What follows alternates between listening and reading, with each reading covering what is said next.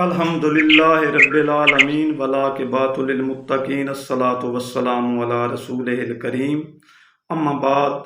آج ہم روز مرہ کے استعمال کے لفظ فونٹ کی وضاحت کریں گے کہ فونٹ کیا چیز ہے۔ قبل ازیں میں ایک ویڈیو میں اس کے معنی بتا چکا ہوں، لیکن آج ہم اس کی وضاحت کریں گے کہ فونٹ کا اصل مفہوم کیا ہے۔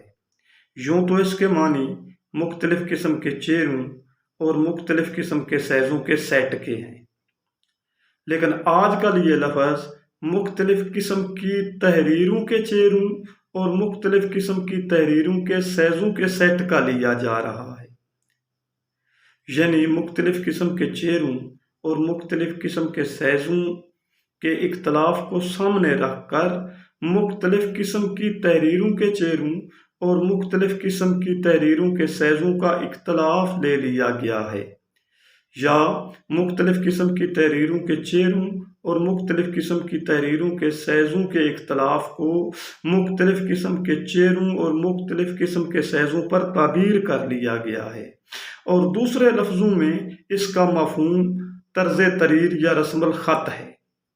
فونٹ کے معنی طرز تحریر یا رسم الخط کے بنیں گے، جس مفہوم میں اسے آج کل استعمال کیا جا رہا ہے۔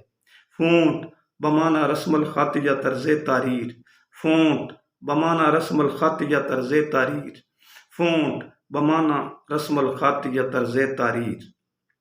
رسم الخط یا طرز تحریر میں اور فونٹ کے مفہوم میں جو تھوڑا بہت فرق ہے، اس کو میں انشاءاللہ اگلی ویڈیو میں بیان کروں گا۔ وما علینا الا البلاغ المبین۔